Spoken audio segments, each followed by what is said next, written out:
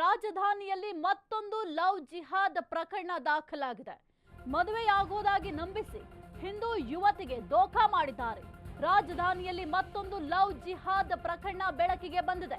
ಮದುವೆಯಾಗೋದಾಗಿ ನಂಬಿಸಿ ಹಿಂದೂ ಯುವತಿಗೆ ದೋಖಾ ಮಾಡಿದ್ದಾರೆ. ಹಿಂದೂ ಯುವತಿಯ ಜೊತೆ ಲವ್, ಮುಸ್ಲಿಂ ಯುವತಿ ಜೊತೆ ನಿಶ್ಚಿತಾರ್ಥ.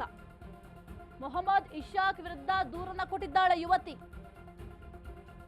HSR ಲೇಔಟ್ ಪೊಲೀಸ್ ಠಾಣಾ ವ್ಯಾಪ್ತಿಯಲ್ಲಿ ನಡೆದಿರುವಂತಹ ಘಟನೆ ಇದು.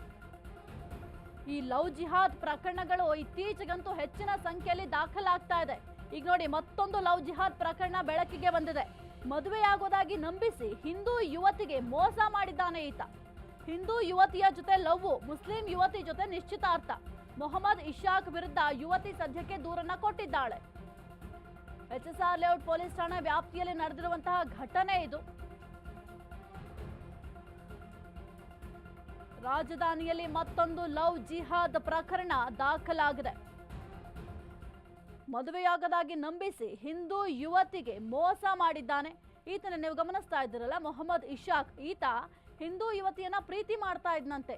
ನಾನು ನಿನ್ನನ್ನ ಮದುವೆ ಆಗ್ತೀನಿ ಅಂತ ಹೇಳಿ ಮೋಸ ಮಾಡಿದ್ನಂತೆ ಆ ಹಿಂದೂ ಯುವತಿಗೆ. ಸದ್ಯಕ್ಕೆ ಆಕೆ ದೂರನ್ನು ಕೂಡ ಕೊಟ್ಟಿದ್ದಾಳೆ. ಲವ್ ಮಾಡೋದಕ್ಕೆ ಹಿಂದೂ ಯುವತಿ ಬೇಕು, ನಿಶ್ಚಿತಾರ್ಥ ಮಾಡ್ಕೊಳ್ಳಿಕ್ಕೆ ಈತನಿಗೆ ಮುಸ್ಲಿಂ ಯುವತಿ ಬೇಕಂತೆ. ಸದ್ಯಕ್ಕೆ ಈತನ ವಿರುದ್ಧ ದೂರು ಕೂಡ ದಾಖಲಾಗಿದೆ. ಇನ್ಸ್ಟಾ ಮೂಲಕ ಪರಿಚಯ, ಸ್ನೇಹ, ಲವ್, ದೋಖಾ.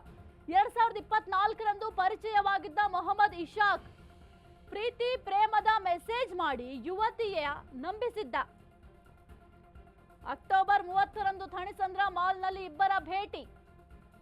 ಮನೆಯವರನ್ನ ಒಪ್ಪಿಸಿ ಮದುವೆ ಆಗ್ತೀನಿ ಅಂತ ಹೇಳಿ ನಂಬಿಸಿದ್ನಂತೆ ಈತ. ದಾಸರಹಳ್ಳಿಯ ಖಾಸಗಿ ಹೋಟೆಲ್ನಲ್ಲಿ ರೂಮ್ ಕೂಡ ಬುಕ್ ಮಾಡಿದ್ನಂತೆ. ಮದುವೆ ಆಗ್ತೇನೆ ಅಂತ ನಂಬಿಸಿ ಪದೇ ಪದೇ ದೈಹಿಕ ಸಂಪರ್ಕವನ್ನ ಬೆಳೆಸಿದ್ನಂತೆ. 2025ರಂದು ಮುಸ್ಲಿಂ ಯುವತಿ ಜೊತೆ ಎಂಗೇಜ್ಮೆಂಟ್ ಮಾಡ್ಕೊಂಡಿದ್ದಾನೆ. ಎಂಗೇಜ್ಮೆಂಟ್ ವಿಚಾರ ತಿಳಿದು ಯುವಕನನ್ನ ಪ್ರಶ್ನಿಸಿದ್ದ ಯುವತಿ. ನಿನ್ನ ದಾರಿ ನೀನ್ ನೋಡ್ಕೋ ಅಂತ ಹೇಳಿದ್ನಂತೆ ಮೊಹಮ್ಮದ್. ಕರೆ ಮಾಡಿದ್ರೆ ನಿನ್ನ ಕೊಲೆ ಮಾಡ್ತೀನಿ ಅಂತ ಯುವತಿಗೆ ಬೆದರಿಕೆಯನ್ನು ಕೂಡ ಹಾಕಿದ್ದಾನೆ. HSR ಲೇಔಟ್ ಪೊಲೀಸ್ ಠಾಣೆಯಲ್ಲಿ ಪ್ರಕರಣ ಕೂಡ ದಾಖಲಾಗಿದೆ. ಇನ್ಸ್ಟಾ ಮೂಲಕ ಪರಿಚಯ ಆದ ನಂತರ ಫ್ರೆಂಡ್ಶಿಪ್ ಆದ್ಮೇಲೆ ಲವ್ ಆದ್ಮೇಲೆ ಈ ರೀತಿಯ ಮೋಸ.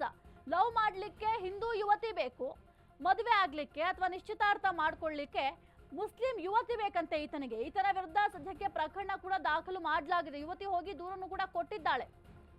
ಈ ಕುರಿತು ಹೆಚ್ಚಿನ ಮಾಹಿತಿ ನೀಡ್ತಾರೆ ನಮ್ಮ ಪ್ರತಿನಿಧಿ ಅಭಿಷೇಕ್ ಜೈಶಂಕರ್. ರಾಜಧಾನಿಯಲ್ಲಿ ಈಗ ಮತ್ತೊಂದು ಲವ್ ಜಿಹಾದ್ ಪ್ರಕರಣ ಬೆಳಕಿಗೆ ಬಂದಿದೆ. ಏನಿದು ಅಂತ ಲವ್ ಜಿಹಾದ್ ಸ್ಟೋರಿ?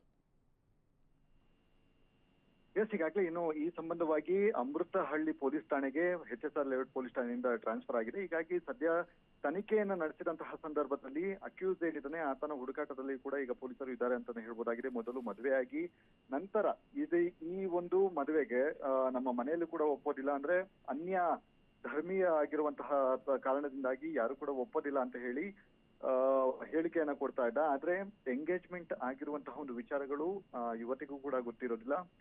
ಇಲ್ಲಿ ಮದುವೆ ಆಗ್ತೀನಿ ಅಂತ ಹೇಳಿ ನಂಬಿಸಿ ಮತ್ತೊಂದು ಹುಡುಗಿಯ ಜೊತೆ ಎಂಗೇಜ್ಮೆಂಟ್ ಗಳನ್ನು ಕೂಡ ಮಾಡ್ಕೊಂಡಿದ್ದಾನೆ. ಇದನ್ನ ಒಂದಷ್ಟು ಫೋಟೋಸ್ಗಳು ಮತ್ತೆ ಕೆಲವೊಂದು ದಾಖಲೆಗಳನ್ನ ತೆಗೆದುಕೊಂಡಂತಹ ಯುವತಿ ನೇರವಾಗಿ ಇದನ್ನು ಪ್ರಶ್ನೆ ಮಾಡಿದಂತಹ ಸಂದರ್ಭದಲ್ಲಿ ನನಗೂ ಸಂಬಂಧ ಇಲ್ಲ ಅಂತ ಹೇಳಿ ಮಾತುಗಳನ್ನ ಮಾಡಿ ಅವಾಚ್ಯ ಶಬ್ದಗಳಿಂದ ನಿಂದನೆ ಮಾಡಿ ಆಕೆಯ ಮೇಲೆ ಹಲ್ಲೆಗೂ ಮುಂದಾಗಿದೆ ಅಂತ ಹೇಳಿ ಆ ಯುವತಿ ಹೇಳಿಕೆಯನ್ನು ಕೊಡ್ತಾ ಇರುವಂತದ್ದು. ಹೀಗಾಗಿ ಸದ್ಯ ಇದೊಂದು ರೀತಿಯಾದಂತಹ ಒಂದು ಲವ್ ಜಿಹಾದ್ ಮಾದರಿಯಲ್ಲಿ ಆಗಿರುವಂತಹ ಒಂದು ಕೃತ್ಯ ಆಗಿರುವಂತಹ ಕಾರಣದಿಂದಾಗಿ ಪೊಲೀಸರು ಕೂಡ ಇದನ್ನ ಸೀರಿಯಸ್ ಆಗಿ ತೆಗೆದುಕೊಳ್ಳುವಂತಹ ಒಂದು ಕೆಲಸಗಳನ್ನು ಕೂಡ ಮಾಡ್ತಾ ಇದ್ದಾರೆ. ಈಗ ಸದ್ಯ ಯುವತಿಯಿಂದ ಸ್ಟೇಟ್ಮೆಂಟ್ ಗಳನ್ನು ತೆಗೆದುಕೊಳ್ಳಲಾಗಿದೆ. ಇನ್ನು ಆರೋಪಿ ಏನಿದ್ದಾನೆ, ಆರೋಪಿಯ ಹುಡುಕಾಟ ಈಗ ಮುಂದುವರೆದಿದೆ. ಅಂದ್ರೆ ಈ ರೀತಿಯಾದಂತಹ ಒಂದು ಕೇಸ್ ದಾಖಲಾಗುತ್ತಿದ್ದಂತೆ ಅಲ್ಲಿಂದ ಎಸ್ಕೇಪ್ ಆಗಿರುವಂತಹ ಒಂದು ಕಾರಣದಿಂದಾಗಿ ಈಗ ಪೊಲೀಸರು ಹುಡುಕಾಟವನ್ನು ನಡೆಸಿ ಎಕ್ಸಾಕ್ಟ್ ಆಗಿ ಏನಾಗಿದೆ ಅನ್ನುವಂತಹ ಒಂದು ವಿಚಾರಗಳನ್ನ ಆತನಿಂದ ಪಡೆದುಕೊಳ್ಳುವಂತಹ ಒಂದು ಕೆಲಸಗಳನ್ನು ಕೂಡ ಮಾಡ್ತಾ ಇರುವಂತದ್ದು. ಮತ್ತು ಅಲ್ಲಿ ಅತ್ಯಾಚಾರ ಮಾಡಿದ್ದಾನೆ ಅನ್ನುವಂತಹ ರೀತಿಯಲ್ಲಿ ಮೆನ್ಷನ್ ಆಗಿರುವಂತಹ ಕಾರಣದಿಂದಾಗಿ ಅದು ಕೂಡ ಗಂಭೀರ ಪ್ರಕರಣ ಅಂದಿಸಿಕೊಳ್ಳುತ್ತೆ.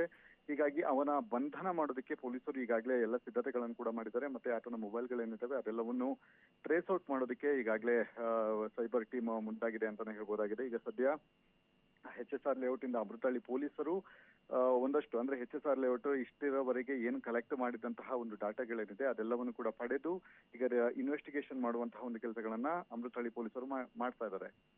ರೋಜಾ. Okay, thank you Abhishek Jaishankar ನಿಮ್ಮೆಲ್ಲ ಮಾಹಿತಿಗಾಗಿ.